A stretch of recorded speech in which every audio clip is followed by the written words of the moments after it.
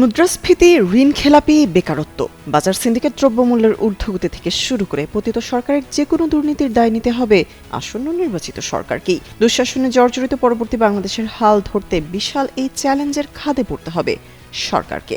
এদিকে সরকারের আয়ের অন্যতম উৎস জনগণের উপরে সকল চ্যালেঞ্জ মোকাবেলার প্রভাব ঠিক কতটা ভয়াবহ হতে পারে এ নিয়েও গভীর উদ্বেগ প্রকাশ করেছেন অর্থনৈতিক বিশ্লেষকরা। কার্যক্রম স্থগিত আওয়ামী লীগ সরকারের সময়ে বড় বড় আর্থিক জালিয়াতির মাধ্যমে ব্যাংকিং খাতকে নড়বড়ে করে দেওয়া হয়।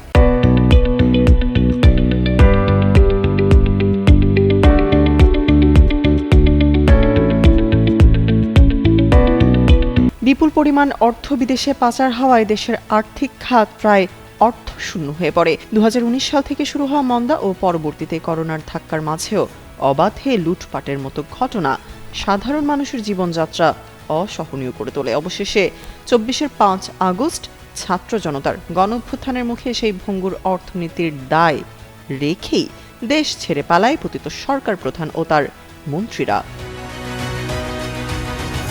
রাজনৈতিক পট পরিবর্তনের পর দেশের সংস্কার কাজে তোড়জোড় চালায় অন্তর্বর্তীকালীন সরকার। বৈদেশিক মুদ্রা রিজার্ভে কিছুটা স্থিতিশীলতা ও ডলারের বাজারে নিয়ন্ত্রণ এলেও আইনশৃঙ্খলা পরিস্থিতির দুর্বলতা ও গ্যাস বিদ্যুৎ সংকটের কারণে শিল্প খাতের উৎপাদন এখনও আশার মুখ দেখেনি।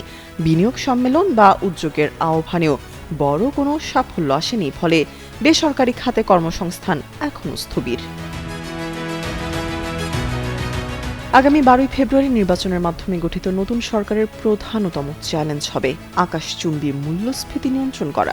9% উপরে থাকা এই হার সাধারণ মানুষের ক্রয় ক্ষমতা কেড়ে নিয়েছে। এছাড়া জ্বালানি ও বিদ্যুতের দাম বাড়ানো এবং ভর্তুকি কমানোর মতো আইএমএফের কঠিন শর্তাবলী পূরণে অজনপ্রিয় পদক্ষেপগুলো সামলাতে হবে তীক্ষ্ণ বিচক্ষণতার সাথে।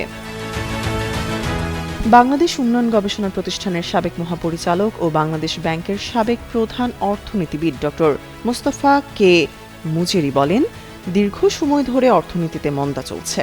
অন্তর্বর্তী সরকারও অর্থনীতিকে চাঙ্গা করতে পারেনি, তবে তারা অর্থনীতির লিকেজগুলো বন্ধ করতে সক্ষম হয়েছে।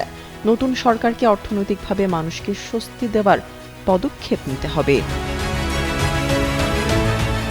বাংলাদেশ অর্থনীতি সমিতির সাবেক সভাপতি ও চট্টগ্রাম বিশ্ববিদ্যালয়ের অর্থনীতি বিভাগের সাবেক চেয়ারম্যান অধ্যাপক মইনুল ইসলামের মতে, নতুন সরকারের জন্য সবচেয়ে বড় চ্যালেঞ্জ বিনিয়োগ বাড়ানো, জিডিপির প্রবৃদ্ধিতে গতি আনা, আইন শৃঙ্খলা পরিস্থিতির উন্নয়ন।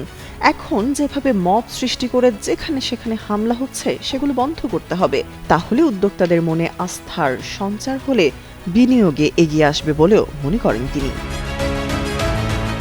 দেশের বাজার সিন্ডিকেট ভেঙে ব্যাংক খাতের সংস্কার সম্পন্ন করতে পারলেই দেশের অর্থনীতি আবার ঘুরে দাঁড়াতে সক্ষম হবে। নির্বাচিত সরকারকে এসব চ্যালেঞ্জ মোকাবেলা করতে হবে বলে মনে করছেন বিশ্লেষকরা। তামান্না তাবাসসুম শ্রেয়া, যুগান্তর নিউজ।